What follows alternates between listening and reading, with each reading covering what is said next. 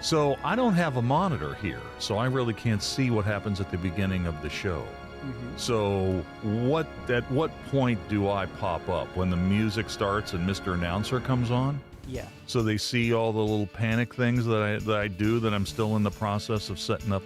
Yes. They see you shuffle about uncomfortably. They see you blow the dust off your headphones.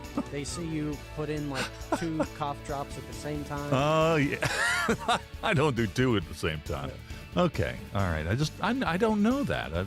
I should probably. Now, these shows are archived, right? So I can go back and watch them. Yes. So I could like live this show in real time and then go home and, when I say something to Linda like, hey, did you hear when I did this? And she, I don't watch it. Well, let's get in front of the TV and watch me do it again for 3 straight hours. Yes, it's archived just like the audio podcast. That's right. And see, this is the thing that gets the NCAA in trouble, when it goes to court here. Is there a clock or not? Greg, we talk about the clock all the time. Mm-hmm. If he began in 2019, the clock should have run out, whether he's played the 4 years or not. And that's part of the argument, because some guys go right through the clock, right? TJ Finley, we've mentioned many times on this show. 7th team coming up this year. He's playing for Incarnate Word. He's played 7 seasons at 7 different schools. Now, why hasn't his clock started? Why doesn't he have the 5-year clock? So if you're Aguilar, I get it. He just bouncing him off the ropes. Somebody save this man. Oh, my Lord. Oh.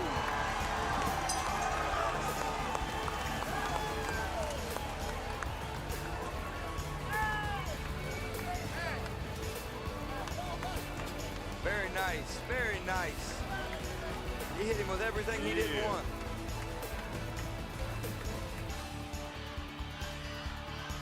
10 seconds remaining. There'll be a direct snap here. Snap back. It's Tyler. Tyler fakes the run. He throws. He's got an open man. Pass top 10. 5. End zone. It's a touchdown. Pulled in by Nestor. 3 seconds left. Are you kidding me with the play call right there by Kevin Whiteman? Again, forget the game-winning field goal. Whiteman says, we're going to try and win this thing right now. The direct snap to Tyler sucked everybody up, and Nestor slips behind. What an unbelievable, gutsy play call, and then perfect execution by these Falcons. Things aren't always going to be great. And sometimes, you can work really, really hard and it's still not great. You're still not successful. But, if you continue to do it, one way or another, things are going to be, work out. You're going to be successful. And it may not be in the world's eyes, but, God's made us this way. He's blessed us with so many things. And I think that's one of our attributes that we need to have is we're going to continue to work. We're going to continue to work hard. And if it doesn't work out exactly how we want, just keep plugging away because God's got better plans.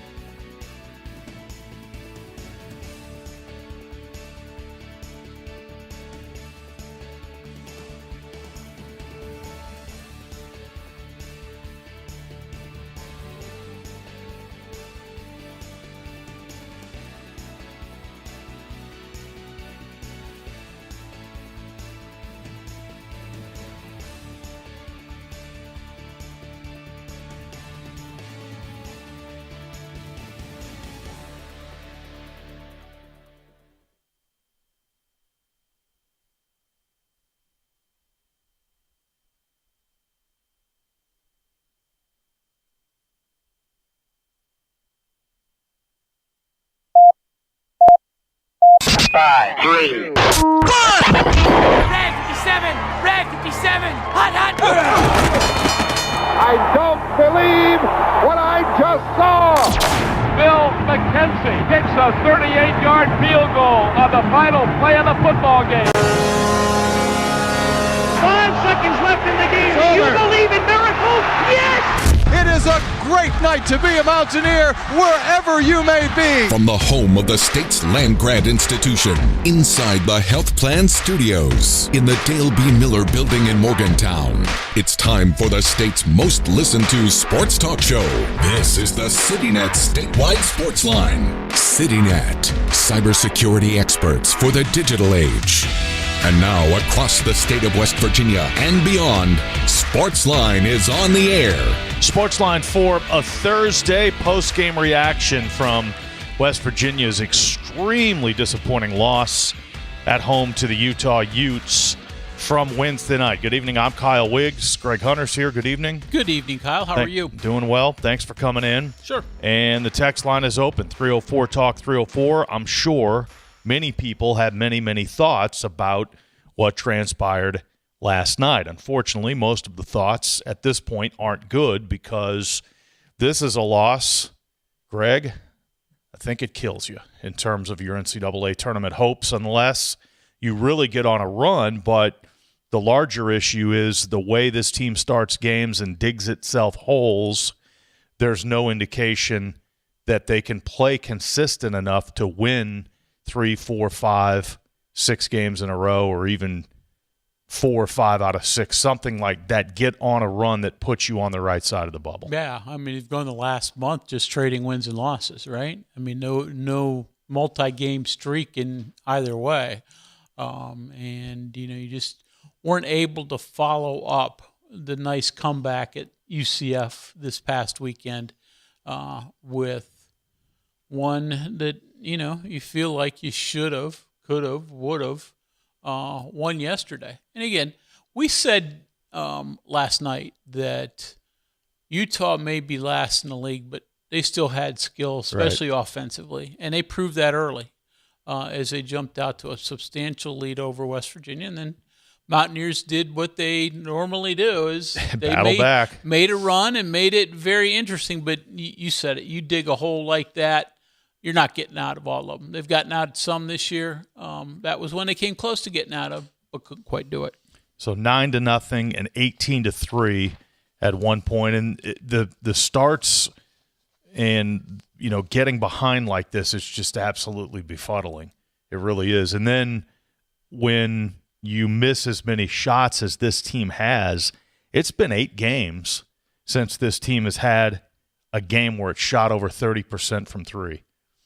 It's amazing. The last time that happened was the Arizona State game where they shot 11 of 24. Yeah. That was 8 games ago. And again, so much of it is early. Their struggles. Right. That's exactly right. West Virginia in the first half shot 30% from the floor and 17% from 3. Now, got much better the second half, especially from 2. West Virginia ended up shooting over 51% from the field in the second half. They hit 3 of 11 threes, so it weren't a whole lot better there. But again, they started to shoot better. But boy, when you go 7 of 23 from the floor in the first half, that speaks to that hole. And they were only down 10 at halftime. Mm-hmm. Felt like they should have been up about 30. It felt like it did when it was 18-3. Yeah. And again, you give them credit. They battled back and had a shot to take the lead. Had down 2 with a 3-pointer in the air. If that goes in, you do come all the way back and take the lead there. And even in the final seconds, down 3, a couple of opportunities. But the 3-point shooting, West Virginia in its last 7 games, 37 of 154. Ooh. That's 24%. And they've been under 30. They've been at or under a couple of times. They're right there, 28, 29%, but they haven't shot over 30% from 3 in a game since Arizona State 8 games ago. And, there have been some games that I thought West Virginia didn't have a ton of great looks when they've had some of those 3-point issues. I thought they got a bunch of good looks last night. Honor Huff was 4-13 from 3. Trayson Eaglestaff 0-6. So those are your 2 primary outside shooters. And between them, they're 4 of 19. And speaks to the volume of problems that you have shooting the ball when your top 2 outside shooters both just were struggling. And there have been games they've been on, but there also have been games when they're off. I guess that's shooting. But for West Virginia, you need those guys on. And when they're not, you're going to have moments like you did last night. And again, foul shooting continues to be an issue, and that's a contest you lose by 5. You miss 8 free throws, and even early, those where you're splitting 1 out of 2. That happened, I believe, the first 3 times the team went to the free throw line where they split 1 out of 2. Eaglestaff did it once. Obioha did it once, and Chance Moore, I believe, did it once. It may have been more than 3. It felt like it was. Jenkins did it once. Yeah. No, you're right. It was a bunch that you weren't able to get. Now, again, at UCF, you got the right guys at the line, right. and you were really good at the line, but that's why you're able to pull out a tight win. The 2 leading free throw shooters on this team, Honor Huff and Brennan Lorient, neither got to the line. Yeah. So as Brad says, it's you get the right guys there, you make them. Well, it didn't happen last night. Lorient and Huff, neither one shot a free throw, and collectively as a team, you go 7 out of 15. And the other things, this team has been an okay rebounding Mountaineer team this year. They weren't yesterday, especially in those early problems. The Utes dominated the glass in the first half. West Virginia got better in the second half. A little bit. Yeah, but it was still an issue, and especially down the stretch. Give James Okonkwo a ton of credit. While he doesn't score a whole lot, he came up with 2 huge offensive rebounds and then 1 big boy defensive rebound in the waning moments when West Virginia's trying to come back. So give the former Mountaineer credit for that, but that was part of an overall rebounding problem that hasn't been that big of an issue for the Mountaineers this year. Was last night. And then defensively, again, this team's laid its hat on defense so much. Yeah, they've had offensive struggles at times throughout the year, but boy, the way they let the Utes start out, and give Utah credit, they were hitting shots and making plays, but that was not the Mountaineer defense we've seen at other junctures. Minus 12 rebounding in the first half and minus 10 for the game. And as you mentioned, Utah's 12 offensive rebounds were gigantic in that point, and in that game, and just an ugly loss, 61-56. Yeah. Now you're on the road for 2 in a row, and it's interesting that this team has played better, or at least has gotten its last 2 wins on the road. They've won 2 in a row away from home while dropping 3 straight at home. Yeah, the oddity of that, because the Coliseum normally provides a great home court atmosphere, and West Virginia hasn't been able to take advantage of that in recent weeks. So we'll see. TCU and then Oklahoma State, as I said, 1 road trip for 2 games. And, I don't know if it's even worth right now discussing NCAA tournament opportunities. Just see how this team finishes and see if it can show improvement down the stretch. And if you get there, you get there. But right now, you said it best. I think last night's loss puts you way outside the bubble. Mm-hmm. And TCU, a team that's been wildly inconsistent itself. I mean, the season started with a disaster. They lost at home to New Orleans as about a 25-point favorite. They had a close loss to Michigan. Somehow they beat Florida in conference play. That crazy game in Kansas where they scored 100 points on the road and lost that game 104-100. They've got conference wins. They do have a conference win at home over Iowa State. They've won 3 out of their last 4, and as of right now, they are kind of on the right side of that NCAA bubble, even though they've got a losing record in the league. So they're a team that's playing for a lot, and at home, not much of a home court advantage there. They don't draw a lot because there's so many things to do there in that area, but still that's going to be difficult. And of course, going on to Oklahoma State. Yeah, another team that again, I'm not certain where the bubble is with the Cowboys, but they're a team that's at least been in the discussion at points in time. So you're going to 2 places with teams that have had moments this year for both of them that have a lot to play for. And West Virginia's given effort throughout the season. Yeah, no one's questioned that. Yeah, so that won't be the issue. It's just a matter of, can you hit shots early and keep yourself from getting in that deep hole? I mean, it's just been so consistent of that issue. I've never seen one that raises its head each and every game. And they've dug out of some, but that's hard to do. 304 Talk 304. We've got some other things we're going to discuss here on the show tonight, including the Mountaineer Baseball team. They left today for Lynchburg, Virginia, and they open up their series tomorrow afternoon against Liberty. So Matthew Graveline met the media early this week. We'll get some comments from him, and, of course, we'll check your text here in the next segment concerning the Mountaineers. But we've got the first, I believe it's the first, we've got the first high school NIL deal in the state of West Virginia. There you go. We'll talk about that. Yep. And a little bit later on, the last few minutes of the show, Wayne Ryan of the SSAC will join us. We talked yesterday about girls wrestling becoming a thing. It's a growing sport, and he'll join us to discuss that a little bit later on the sports line. So a lot to do. 304 Talk 304, that's the text line. We'll get your thoughts on West Virginia's loss to Utah when we return. When you choose CityNet, you're choosing a 100% West Virginia-owned internet provider with local support. No call centers, no runaround, just fast, dependable fiber internet backed by people who live and work right here. Plus, new residential customers can get 50% off any internet plan for a year. Visit citynet.net today. Life is busy. Your healthcare shouldn't slow you down. With WVU Medicine's My WVU Chart app, you can schedule your appointments anytime, anywhere, right from your phone or computer. Whether it's a virtual visit or an in-person checkup, booking is quick and easy. Don't have an account? Sign up today at mywvuchart.com or download the app. Take control of your health with WVU Medicine and My WVU Chart. Answering a text or phone call while driving seems pretty harmless, right? But in the 5 seconds you took your eyes off the road to respond, you missed the girl riding her bike across the street. You missed the dog who darted into the road, and you missed the stop sign. And while it was just a ticket this time, it could have been worse. In fact, more than 700 people are injured in distracted driving crashes each day. Keep yourself and others safe. Don't drive distracted. Just drive. This message was brought to you by the West Virginia Governor's Highway Safety Program. If a fire occurred in your home, would your smoke alarms work? Don't wait for a tragedy to find out. Smoke alarms are designed to give you and your family the precious seconds you need to safely escape. Test your smoke alarms every month by pressing the test button until the alarm sounds. Depending on the type of battery in your smoke alarm, you may need to change the batteries at least once a year or whenever the low battery warning chirps. And never remove the batteries for any reason.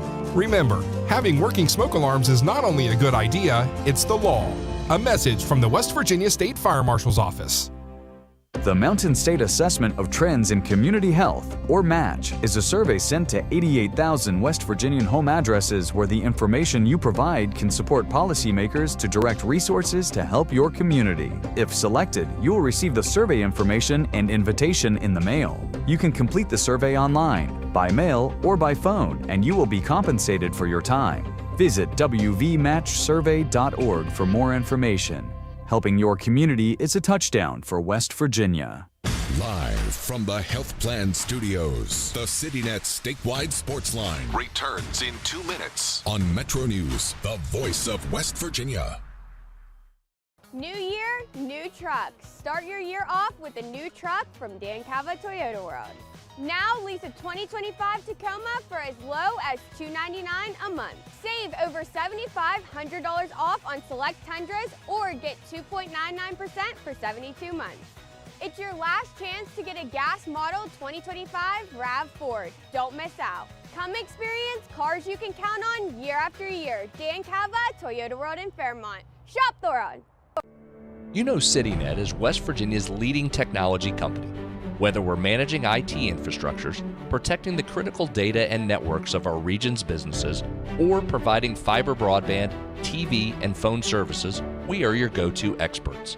We're also a strong partner in the communities in which we serve. CityNet, your trusted technology partner. Learn more about us, visit citynet.net. You want to know what West Virginia is talking about? It's good to be back in Morgantown today. Now it's different. I think it's mostly just business. What I voted for and what I think makes the most sense. Well, Dave, this has been a bit of a controversy. I want to thank the caller last week that said I sounded like Hoppy Kurtzville. That was flattering. Join Dave Wilson and TJ Meadows Monday through Friday for Talk Line on Metro News Television.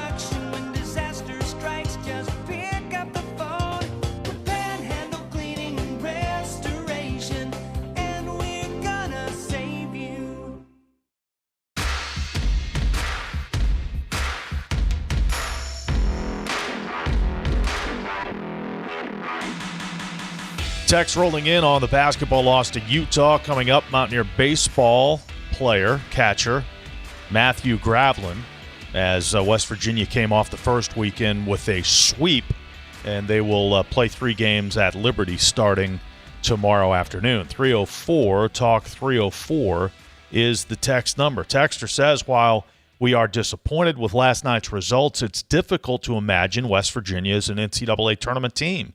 They've averaged 27 points in the first half of Big 12 games and probably close to 12 points in the first 10 minutes.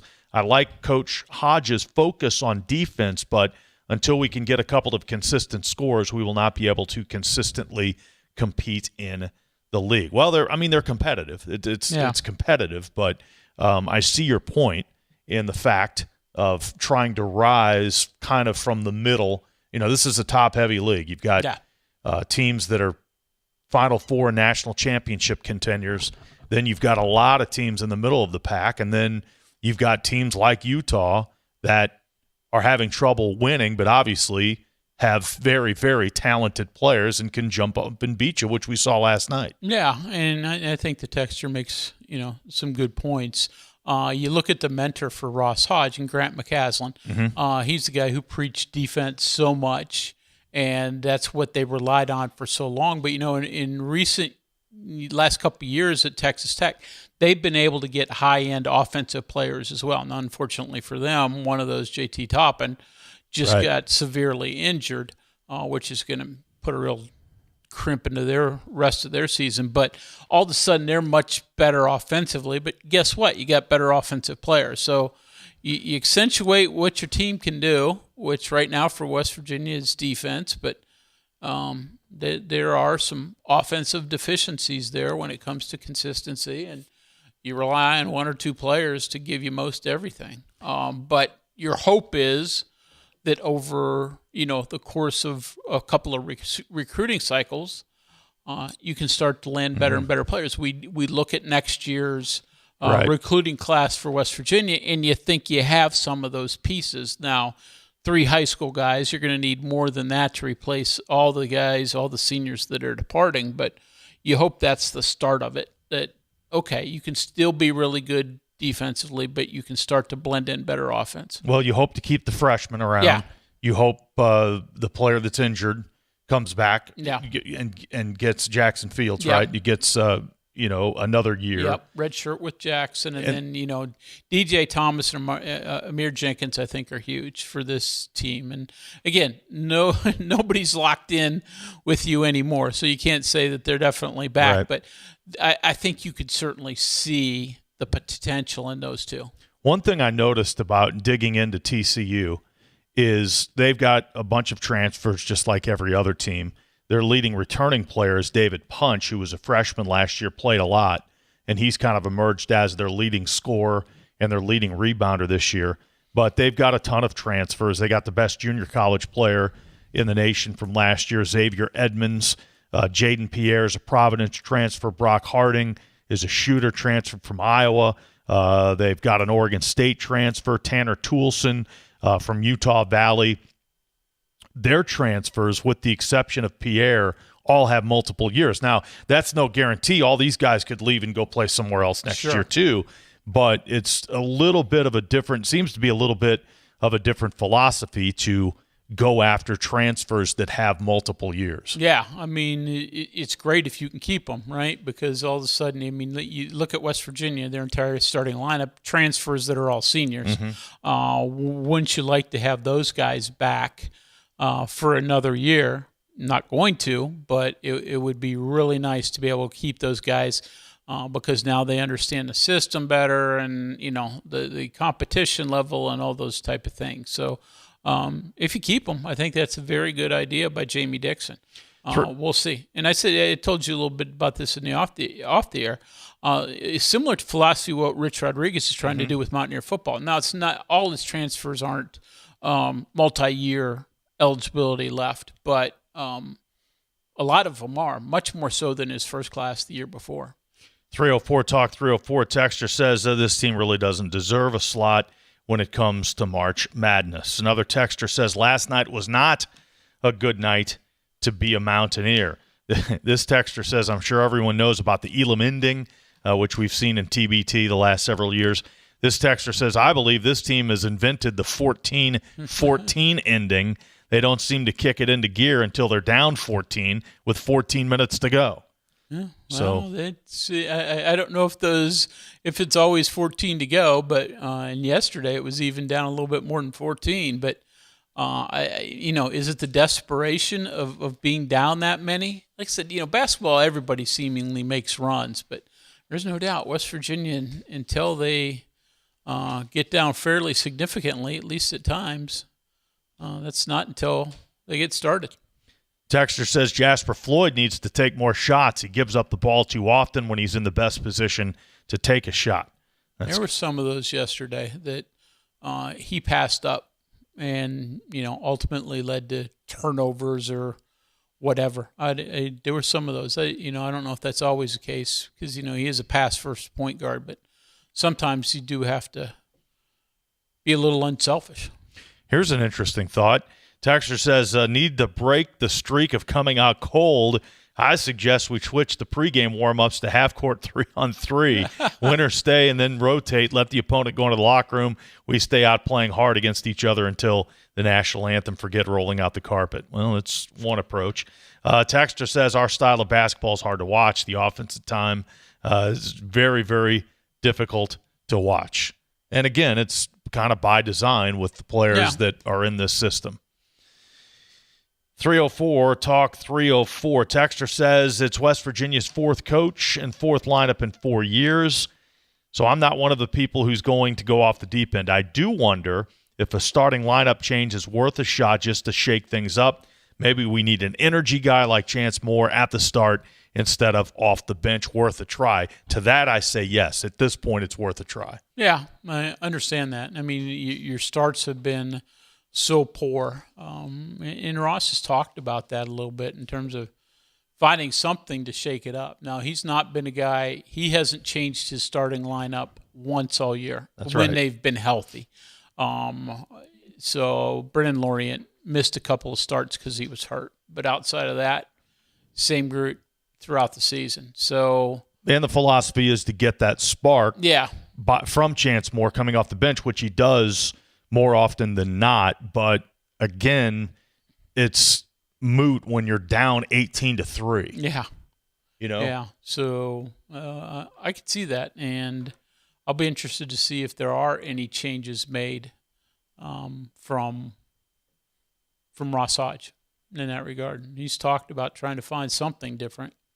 Is that one of the things he's looking for different? Texter says, I would like to see the coach make a change in the starting lineup. We talked about that. Chance Moore bringing Eagle staff off the bench. Chance is our best option at taking it straight to the rim. He always seems to play high energy. Eagle staff still tentative at times, in a bit of a slump. This might be the change we need to get off to a better start. Love Coach Hodge, but if nothing changes, nothing will change.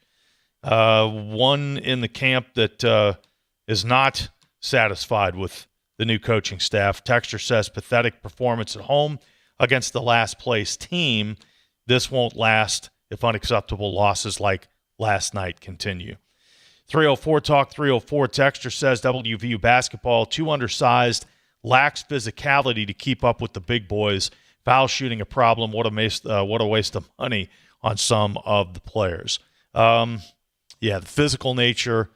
And that's another thing. I mean, this team, a guy like Hunter Huff at this point could be wearing down. Yeah, I mean, getting beat on, and especially with his lack of size. But, in terms of the physicality, I mean, Unfortunately for West Virginia, their most physical player and biggest player, and Harley and Obioha, got in foul trouble yesterday and became very limited. We saw how good he was at UCF, and they don't have another player like him, both in terms of height, girth, and muscle, and they need him available as much as possible. There are times you'd like to see Lorient or Thomas be that physical, but they just don't have the same kind of body to do anything close. Texter says, could Ross's strategy of chewing up clocks suffocate momentum early? Seems like once we get down late in the game, we speed up those possessions, hence the comebacks. Another vote for trying a different starting lineup. I mean, really the only candidate is Chance Moore to jump into the starting lineup, I believe. Yeah, I think you're likely right. I mean, the next two guys in the rotation are the freshmen. Yeah, and, I think they've been good coming off the bench. And, Chance Moore gives you a nice spark off the bench. Again, through multiple coaches, they've all talked about needing that energy guy off the bench. But when you find yourself down 15 so early, that energy off the bench can only get you so far. Mm-hmm.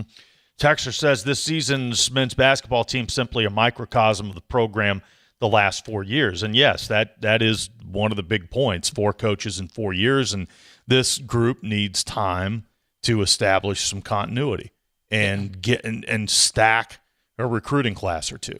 Yeah. It'd be nice to actually have coaching staff that sticks around for more than 12 months. Mm-hmm. And, some of it was, you can't blame Josh Eilert for things that happened, but, everything else has been somewhat self-inflicted by the coaching staffs that were here. And hopefully this one can start to stack some things. Like I said, they're going to have to redo this lineup, though. Hopefully you can keep some of those freshmen, but as we said, all the starters plus Chance Moore, they're out of eligibility, so it's not like you're going to return a bunch of players automatically next year. You're still going to have to redo a big portion of this lineup. Texter says the problem isn't with the talent. You watch other teams against West Virginia, their point guards drive the lane, kick out to the three-point shooters. Huff is a bona fide three-point shooter as well as Eagle staff, but they try to create the threes off the dribble too much, and they can't. If the point guards would penetrate, then kick, we'd make more shots. This offense needs to change. 304 Talk 304. That's good opinion there. Good thought.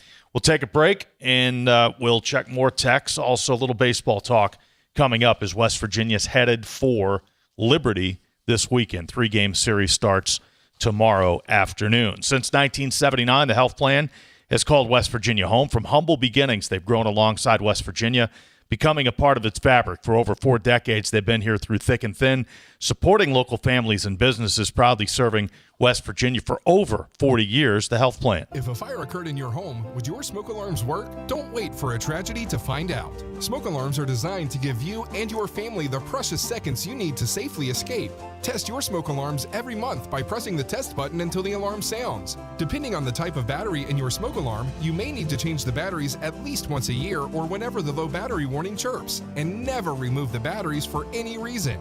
Remember, having working smoke alarms is not only a good idea, it's the law.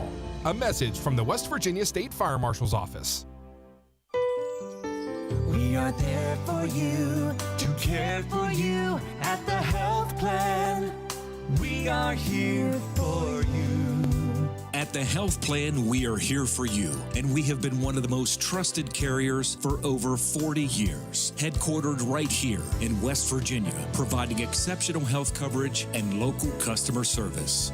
The Health Plan, we are here for you. Hi, I'm Chris Lawrence, and the great outdoors is coming inside. Join me at the 24th Annual West Virginia Fishing, Hunting, and Outdoor Sports Show presented by Can-Am, March 7th and 8th at Milan Park in Morgantown. More than 100,000 square feet of fishing gear and hunting supplies, outfitters and charter boats, ATVs, campers and tractors, guns, knives, and much more, all under one roof. An outdoorsman's paradise. The West Virginia Fishing, Hunting, and Outdoor Sports Show, March 7th and 8th in Morgantown. A WVRC media event. Some relationships just work better with trust, reliability, and great communication. That's why more West Virginians are choosing CityNet Gig Fiber. Fast, symmetrical speeds, no contracts, no data caps, and local teams monitoring the network around the clock. Plus, for a limited time, new residential customers can get 50% off any internet plan for a full year, with plans starting as low as $25 a month. Check availability at your address. Visit citynet.net today. CityNet connects, protects, and perfects. Live from the Health Plan Studios, the CityNet statewide Sportsline returns in 2 minutes on Metro News, the voice of West Virginia. I have had a complicated relationship with food. My job was to talk to heart failure patients about diet and exercise. I felt like, why would you listen to me? Because I was not following a diet that was healthy for me. I needed help. Bariatric surgery at WVU Medicine helped me lose 175 pounds. I feel like I'm free. They hold the skill, they hold the tools, and they're waiting for you to come say that you need the help. New year, new trucks. Save over $7,500 off on select Tundras or get 2.99% for 72 months. Come experience cars you can count on year after year. Dan Cava, Toyota World in Fairmont. Shop the road. Download Metro News Television on your iPhone or Android. Search Metro News Television in your app store. Create an account today to get alerts and watch all live and archived content. Download now. You own a boat because you love spending time on the water. Choose the outboard that allows you to make the most of it. Honda Marine's legendary reliability, ease of maintenance, and powerful performance keep you going strong. And they're all backed by the peace of mind protection of the industry's best limited warranty. Visit your Honda Marine dealer today and find out why it's more than an engine. It's your time on the water.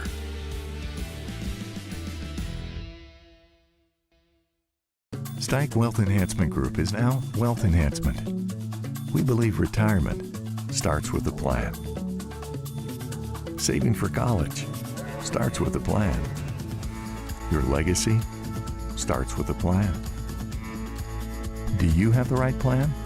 Call our team at 304-443-4240 or email steig-info@wealthenhancement.com.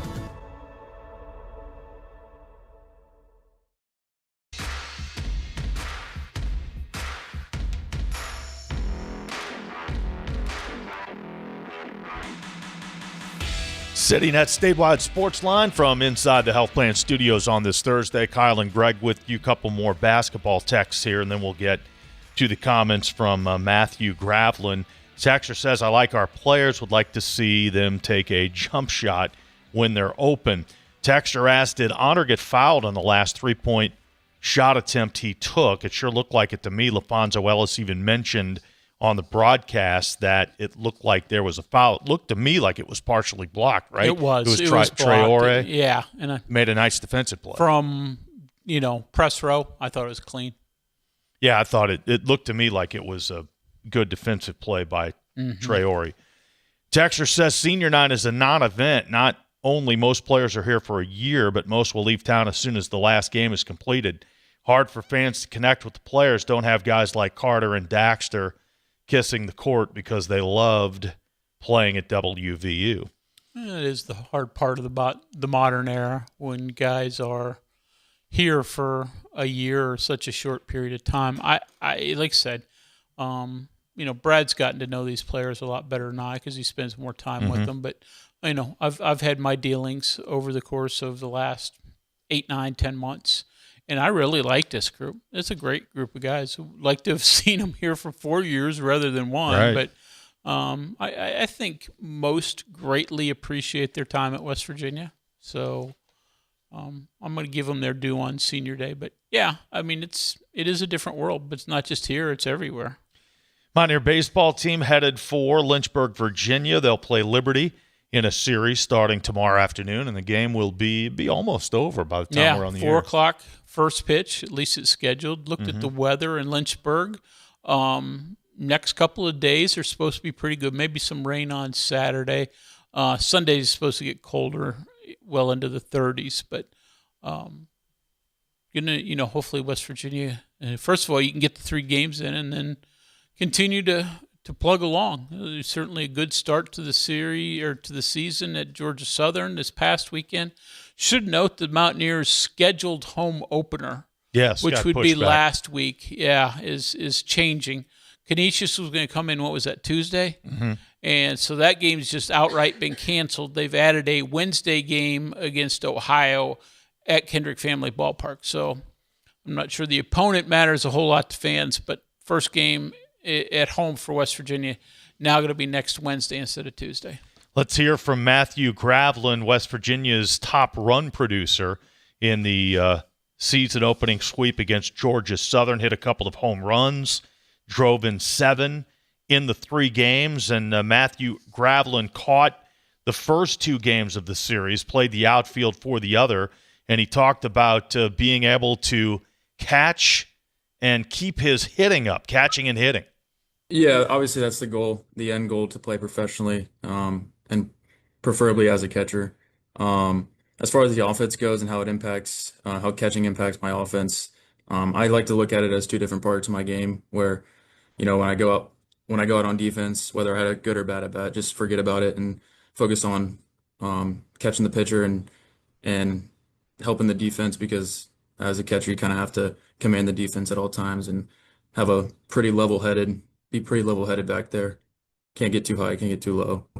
So he caught 2 games, and Gavin Kelly caught 1 game, and obviously keeping both of those bats in the lineup, very, very important to this West Virginia team. Matthew Graveline again talking about building chemistry. He's new to the program, and several of the pitchers are new to the program as well. So they worked during the fall season. They've worked during preseason to build up some chemistry. Yeah, I think just catching, the coaches do a really good job of having me catch a lot of the bullpens when, on like Monday or Tuesday, just to get a feel for their pitches and stuff like that, but also getting to know them on a personal level. And because every guy is different out there. Some guys need to be, you need to be stern with and tell them like, let's go. But there's also guys who need the opposite approach. Maybe like crack a joke or something, get them to loosen up. Matthew Graveline there on building chemistry with the pitchers. And isn't it nice to have 2 high-end quality catchers in Kelly and Graveline? But, Kyle, I mean, you can speak to it. 2 of your top 3 offensive players, it looks like, are guys that are your catching rotation. Yeah. That's unusual, is it not? Yeah, there's no doubt about that. But you're right, Gavin Kelly and Graveline, 2 of the top 3 hitters, at least through the first weekend, with Matt Einich, who was on base all over the place in that series against Georgia Southern. One more with Graveline, and he talks about hitting for power. He had both of West Virginia's home runs in that series against Georgia Southern. He had 19 home runs during his time at Ohio State, and as he gets deeper in his career, his power numbers are getting better. Yeah, to start my college career, I was pretty light. I would say I was like 180, which is kind of light because I'm like 205 now.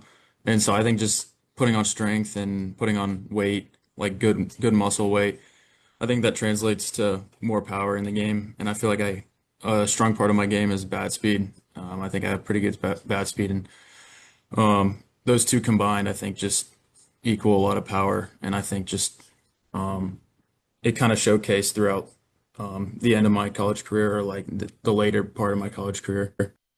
So the Mountaineer Baseball team 3-0. They'll play at Liberty, a 3-game series starting tomorrow, and they'll be up against an outstanding pitcher right off the bat. Ben Blair was the Conference USA preseason pitcher of the year, and in his first start last week against the Citadel, Liberty took 2 of 3 from the Citadel, and Blair pitched the Friday game. He pitched 6 scoreless innings. So they'll be up against a legitimate number 1 guy tomorrow in Ben Blair. Yeah, going to be interesting to see how they continue, especially going against a guy that looks like he's top flight. But Graveline is interesting. Last year's Mountaineer team had a few guys that had some pop.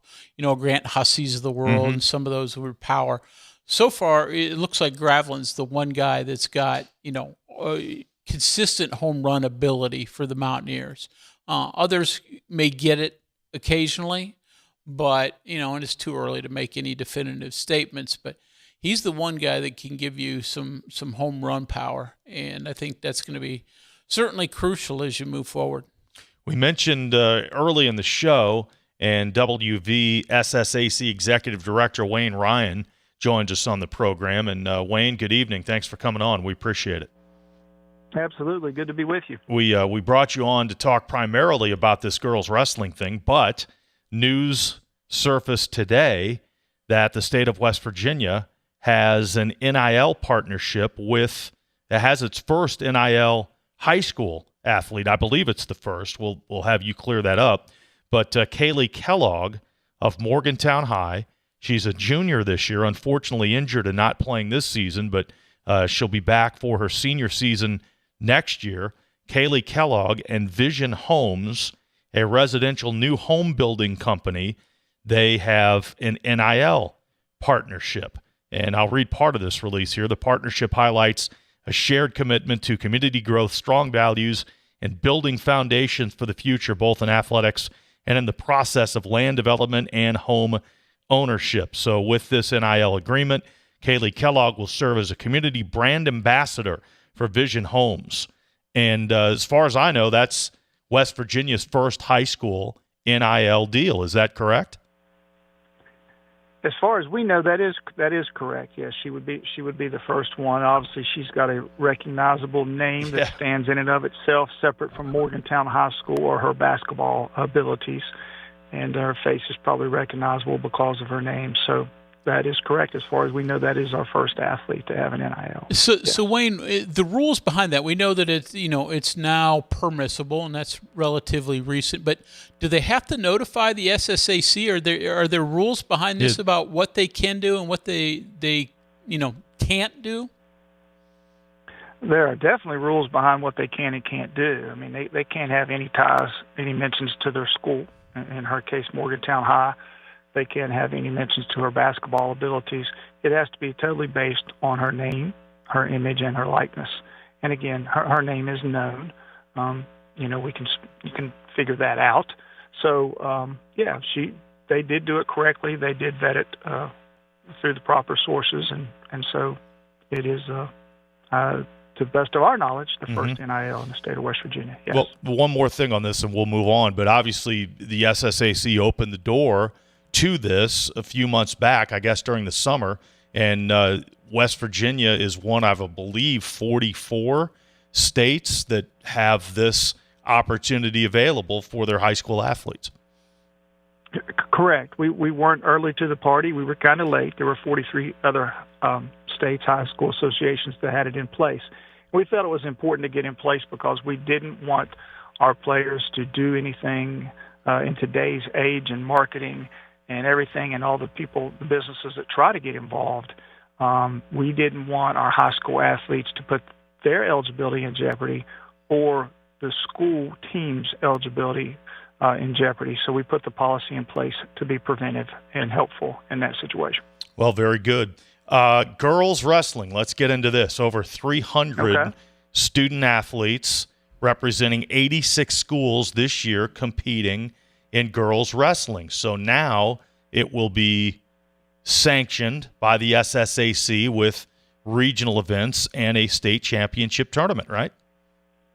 Correct. We will have a girls state wrestling tournament next year, independent of the boys wrestling tournament. And, our state wrestling now will be girls wrestling girls. So we think the sport will continue to grow. And we've worked really hard the last few years to give it exposure and to help it to grow. We brought in the in-state invitational into our state wrestling tournament so it would get the exposure. 3 years ago, we had 142 girls. Last year, 182. And now this year, we're up to 310. You mentioned 80-some schools are represented, and that's true. But there's still, by our bylaws, only 27 teams represented. A team in girls wrestling, there's 12 weight divisions, and so you have to fill half of those weight divisions. So that means you need to have 6 weight divisions filled in order to qualify as a team. And at 27 teams, it doesn't meet our bylaws for sanctioning of 31. However, it was right on the verge. And given everything we've done to help it grow as an emerging sport, we wanted to give it the title of preliminary sanctioning so we can continue to help the sport of girls wrestling to grow, because it is right on the verge, and we know that now that it's sanctioned, girls versus girls wrestling, we're going to see an increase in numbers. But we're going to be able to allow it not to follow as strict of sanctioning procedures that way. Examples of that are we've given a lot of waivers for Sunday activity and tournaments on the weekends out of state, because that's when a lot of girls wrestling events are. If it was sanctioned, we wouldn't be given those waivers. Those are very rare for sanctioned events, but as a preliminary sanctioned sport, we can still do that to help the sport continue to grow. Another example is, right now in our postseason, you can only enter one wrestler per weight class, but in girls wrestling, we're going to still allow that you could enter multiple girls in a weight class. If you're on an eligibility for girls wrestling, if it was straight sanctioned like the legislature and some of the wrestling community wanted, if you're on a girls eligibility, you could only wrestle girls. And obviously that's what we want. But there are 148 of those 310 wrestlers that are in programs that don't qualify as a team. They may have one wrestler, two or three. Now, we certainly hope the county school systems will get on board now that we've really opened it up and sanctioned it, and we'll have full-fledged participation in teams. But if you're in situations, small counties, where those girls still may not have the opportunity to have their own coach and their own program, and they have to wrestle on the co-ed team, if it was straight sanctioned, they would have to wrestle as a co-ed wrestler and could not cross over into the girls' events, whereas now we will be able to let them do that. So all this really does is give us the opportunity to continue to help girls wrestling expand and grow under the preliminary sanctioning status. It's fully sanctioned, going to have its own championships. The numbers are going to grow. We're just going to be able to help it some this way, get exactly where it needs to be. So, Wayne, you mentioned the growth. I mean, since you guys announced the partial sanctioning, have you talked to many counties that say, hey, we want to get on board with this, many schools? Well, we have not. I'll be honest. We haven't had those conversations, and that will be decided county by county. Are they going to hire a girls-only coach? And we certainly encourage that and want that. We think Title IX would say you probably should do that now that it's a sanctioned sport. But that will be a county-to-county decision. Not all schools, not all counties, for all the sports we have sanctioned now. Sure. So it is a county decision. So, but we think because of the interest in girls wrestling and because of a lot of programs have already went ahead and gave it a dedicated coach. But those are proven and tried programs around the state. But we've also got a lot of girls wrestlers who aren't represented with that dedicated coach and dedicated program. So hopefully this will help that to happen in various counties around the state. We got about a minute left here. We got to get this final break in, but this seems to be one of the fastest growing sports, certainly in this region of the country. And obviously that's why you're doing this. I mean, it's doubled. The number of athletes have doubled in West Virginia just in a couple of years. And Kyle, I think that'll continue because if you look across the nation, once states have sanctioned girls wrestling, the numbers have really increased. So we would expect, now that we've done this, we would expect the numbers to increase because a lot of families, a lot of girls were waiting on the opportunity for girls wrestling to be sanctioned and not have to wrestle with the boys. So it's a win-win for girls wrestling, and we're excited about it. How'd day one of swimming go today? It went pretty smooth this morning. This is our first year with Division I, Division II. Yeah. And so day one went pretty well so far. We're in our second session here right now. And, fingers crossed everything keeps going smooth and we have a great event. I know one thing, swimming is exciting. The Aquatic Center is a happening place. Yeah, it's noisy. I know that for sure. It is. Yes. Greg Carey's there for WVMetroNews.com. He'll have a recap of day one at the website a little bit later on tonight. All right, Wayne, great news for female athletes in the state, girls wrestling, sanctioned, and a state tournament coming next year. So that's great. Absolutely. Thanks for your time. Great. It really is. Absolutely. Thank you all very much. Wayne Ryan there, WVSSAC Executive Director. Final break. We'll wrap up the show coming up after this. Worried about paying for college? Metro News is proud to present the 19th Annual West Virginia Scholar Program, where one high school junior in West Virginia will win a full scholarship to West Virginia Wesleyan College, including room, board, tuition, and fees. For details, go to WVMetroNews.com and click the Apply Now button. Deadline is May 3rd. The 2026 West Virginia Scholar Program, presented by Greer Industries and the West Virginia Hospital Association. Go to WVMetroNews.com and apply today by May 3rd. The Mountain State Assessment of Trends in Community Health, or MATCH, is a survey sent to 88,000 West Virginian home addresses where the information you provide can support policymakers to direct resources to help your community. If selected, you will receive the survey information and invitation in the mail. You can complete the survey online, by mail, or by phone, and you will be compensated for your time. Visit wvmatchsurvey.org for more information. Helping your community is a touchdown for West Virginia. Live from the Health Plan Studios, the CityNet statewide Sportsline returns in 2 minutes on Metro News, the voice of West Virginia. On the next State of Minds. My dad always said, don't let any one individual control your destiny, what you do, what your value is. And I wasn't about to let Paterno do that to me.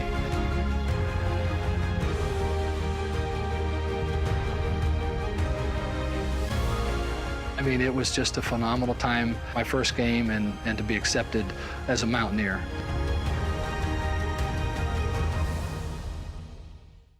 We're Panhandle Cleaning and Restoration, and we're gonna save you. We've got it down to a science, an absolute state of art. We do it all, restoration, cleaning, and reconstruction. When disaster strikes, just pick up the phone. We're Panhandle Cleaning and Restoration, and we're gonna save you.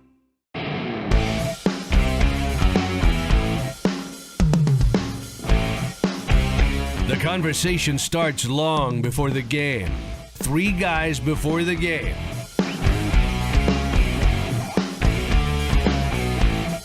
Join Tony Carini, Brad Howe, and Hoppy Kercheval for 3 guys before the game. Metro News Television, available on mobile, Roku, Fire TV, smart TVs, and online at wvmetronewstv.com. We are there for you, to care for you at the health plan. We are here for you. The Health Plan proudly supports our active and healthy communities and has been your most trusted carrier for over 40 years. Log on to healthplan.org for more information. We are there for you, to care for you at the health plan. We are here for you.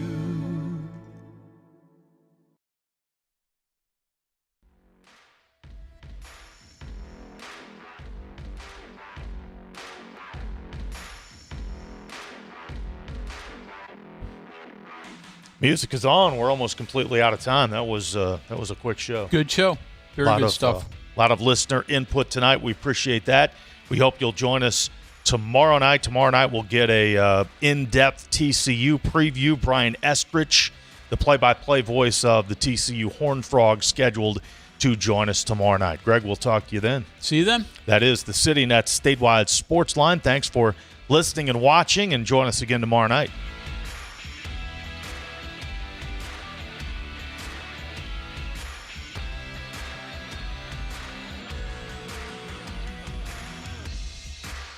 From the Health Plan Studios, the CityNet statewide Sportsline is an exclusive production of the Metro News Radio Network. All rights reserved.